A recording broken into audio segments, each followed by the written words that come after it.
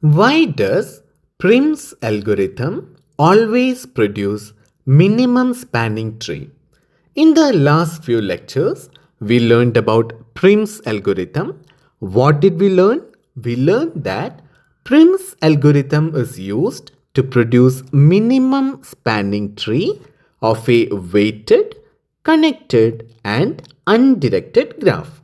Then the question is, how can you say that whatever is produced by Prim's algorithm, that is always a minimum spanning tree? How can you say that? That is, you know how to solve using Prim's algorithm, you know the steps to be followed, but if you follow all those steps, then what is the assurance that whatever is produced is a minimum spanning tree? This is what we are going to prove in this lecture. What we'll do is, we'll prove this by induction and we'll prove that at every step of the algorithm, the set of edges that you have, that is a subset of some MST of this graph. If you prove that, this automatically means Prim's algorithm will always end up in an MST. Why is that? Because if at every step of the algorithm, whatever you have is a subset of some MST, that means at the end of algorithm, you will be having V minus 1 edges. That is, at this point also, if whatever you are having is a subset of MST, this would be the MST itself. Because if you have V minus 1 edges and this is also a subset of the MST, then this itself is the MST. So because of this, you can say that if you follow this rule, that is at every step of Prim's algorithm, whatever set of edges you have, that stays as a subset of some MST, then you will always end up in an MST with Prim's algorithm. So this is what we are going to prove. If you want to prove anything by induction, you always need a base case. So what is your base case here? Your base case says that initially, let us call it as T. Whatever we are building, this MST, let us call it as T.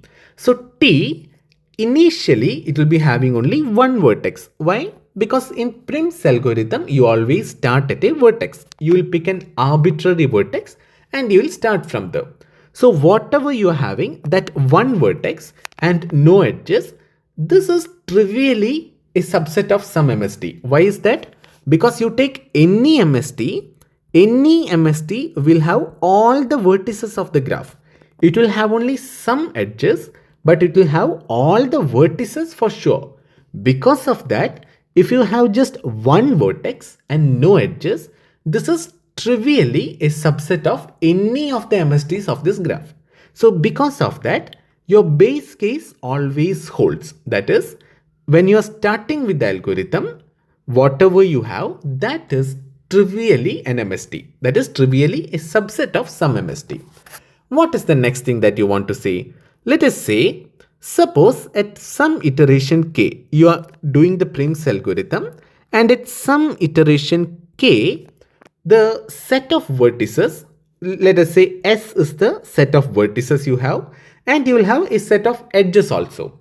So this set of edges and vertices, this forms some subset of an MST. Let us say this is the case. You are assuming that at some iteration k, whatever is the set of vertices and edges that you have, we'll call it as S, that is a subset of some MST. We are assuming this. If this is the case, then if you prove that at step k plus 1, at kth iteration, if you assume that it is right, and then you say that at k plus 1th iteration, when you add an edge to it, it still holds as the subset of same MST. This is good enough to prove that at the end of algorithm, you will have an MST. Why is that? You can say this K was your first step at which you already know it is an MST. That is your base case. So with this condition, you can say if K plus 1 step is also an MST, that means if at first step you had an MST, then at second step also you will have an MST. Then in second step if it is an MST, third step also you will have an MST. So by this extension, you can say at every step you have it as an MST. So what do you have to do now? You have to prove that at k plus 1 step it is an MST. That is, it is a subset of some MST. What is the assumption that you will make? You can safely assume that at kth step, whatever is the set of edges and vertices that you have, that is a subset of some MST. And you want to prove that at k plus 1 step, it still holds as a subset of some MST. So let us say in this k plus 1 step, you are adding some edge called E.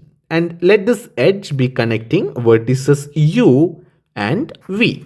So how will this edge look like? You will be having some vertices which are already part of MST, and you will be having some edges which will be connecting these vertices.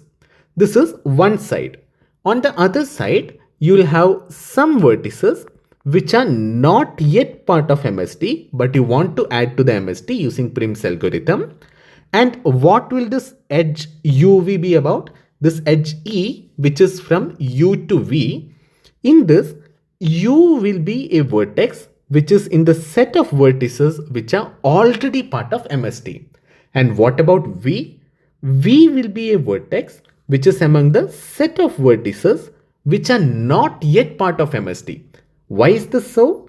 Because in Prim's algorithm, at every step, what do? You select the smallest edge that is connecting a vertex which is already in your MST to a vertex which is not yet picked in your MST. So because of this, whenever you select an edge E using Prim's algorithm, one vertex of that edge will be in the set of vertices which are already selected in MST, and the other vertex of that edge will be among the set of vertices which are not yet part of MST. So this is what your E is about. This is because of Prim's algorithm. So how can you say that some MST should always include this edge? That is simple. In order to say that, you can simply use the cut property, because if you use cut property of a graph says that whenever you have a cut, what is a cut? A cut means one set of vertices will be on one side of the cut and another set of vertices of the graph will be on the other side of the cut. This is what you call as a cut in a graph. So whenever you have a cut in a graph, the cut property states that the minimum weighted edge that is crossing this cut, that should always be part of some MST of this graph. Why is this? Because in MST, you are always trying to decrease the weight. So in cut, if you have a cut in your graph, in order to connect, you should have some edge that is crossing the cut. And cut property states that whatever is the minimum edge that is crossing the cut, that should always be part of MST. So by that itself, you can say that the edge E should be part of some MST of this graph for sure. Then in this particular case, let us say we are proving that k plus 1 step, whatever edge you added, that is also a subgraph of the same MST. In order to prove that, let us suppose that is some MST. We want to prove that this is part of actual MST. But let us suppose there is some MST called, let us say, T star. T star is an actual true MST of a graph. So if there exists an MST called T star such that it does not include this edge E. So we actually want to prove that E is part of an MST. So for that, let us assume there is some MST T star which is existing, which is not including this edge E. So E is not part of this MST, and this MST, let us say it is existing. If that is the case, you know that T star will connect all the vertices. Because it is a minimum spanning tree, it has to connect all the vertices of the graph. This is for sure, which means there should be some path from U to V, because you are having U as one edge, one vertex, V as another vertex in the graph. And if T star is a minimum spanning tree, then there has to be some path from U to V, because both the vertices are connected in a spanning tree. So let us say this is your U, this is your vertex U, and this is your vertex V, then there should be some path including some edges which is going from U to V in T star. This is for sure. If that is the case, then if you add this edge E to T star, what happens? Edge E is directly connecting U to V. So if you already have a path from U to V and you add the edge which is directly connecting U to V, what happens? A cycle gets formed. So if you add this edge E to T star, a cycle will be formed in T star. This is till this point it is clear. Then because you know adding E to T star forms a cycle, this cycle must contain some other edge. Let us say E dash. E dash is some other edge. This cycle which is formed in T star, the cycle should contain some other edge called E dash that also crosses the cut, because you already had T star. You know this set of vertices were also part of T star. This set of vertices were also part of T star. And what is E? E is an edge which is connecting some vertex on this side of the cut to some vertex on other side of the cut. But you know that in T star, this E is not existing, but still both these halves of the cut are connected, which means there is some edge E dash which is crossing this cut instead of E in T star, because both these parts of the cut are connected in T star. That means if E is not a part of T star, there should be some other edge which is called E dash which should be crossing this cut in T star. So let us say E dash is this, E is this. So E dash is an edge in T star which is crossing the same cut which E was crossing. Okay.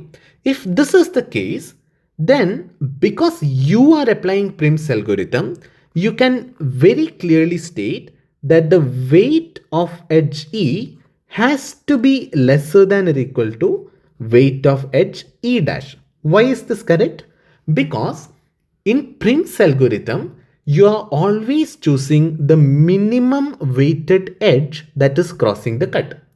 And what are you saying now? You are saying both E and E dash are crossing the same cut, and you are choosing E according to Prim's algorithm, and Prim's algorithm chooses the minimum weighted edge which is crossing the cut, which means weight of E has to be lesser than or equal to weight of E dash. Till this point, if this is the case, then you have two possibilities. One is that weight of E is less than weight of E dash. The other possibility is weight of E is equal to weight of E dash. So let us say weight of E is less than weight of E dash. If it is the case that weight of E is less than weight of E dash, then what happens? In this case, if you replace E dash with E in the minimum spanning tree T star, whatever was your T star, in that you had the edge E dash. So if you replace E dash with E in T star, what happens? You will get a new spanning tree which is strictly smaller than the spanning tree T star. Why is it? Because anyway the spanning tree is crossing the cut. You replaced E dash, which is a larger edge, with E, which is a smaller edge which is crossing the same cut. What happens then? Then you obtained a new tree. Let us call it T star star. What is the speciality of this T star star? It is strictly smaller than T star in case of edge weight. That itself contradicts your assumption that T star is an MST, because what is an MST? MST means minimum spanning tree. It should have minimum sum of edge weights. But what are you finding out now? If T star is the MST, then you are saying there exists T double star, which is another spanning tree which is having edge weight even lesser than MST, which means T star is not the MST. So this is contradicting the fact that T star is an MST. Hence, what can you say? Adding E keeps the spanning tree minimal. T star is not the MST. Instead, at k plus 1 step, adding E itself is the best choice in order to keep the tree minimal. So if that is confirmed that adding E is the best choice in order to make the tree minimal, then after V minus 1 steps, what happens? After V minus 1 steps, see, one more thing, if weight of edge E equal to weight of edge E dash, I didn't consider that case because if both the edge weights are equal, that just means it doesn't matter whether you keep edge E or E dash, both are one and the same. That just means there are more than one spanning trees possible for this graph, and it doesn't matter whether you add edge E or edge E dash, both are spanning trees. That is why I specifically considered the case where edge E is having lesser weight than edge E dash. So what happens in this case? After V minus 1 steps, the algorithm will have V minus 1 edges selected, and these V minus 1 edges will be the minimum possible selections, and hence whatever be the spanning tree that is formed by these V minus 1 edges, that preserves the minimality property, and because of that, whatever is the final spanning tree formed by this, that will be a minimum spanning tree. So this is the proof for the fact that Prim's algorithm always produces minimum spanning tree.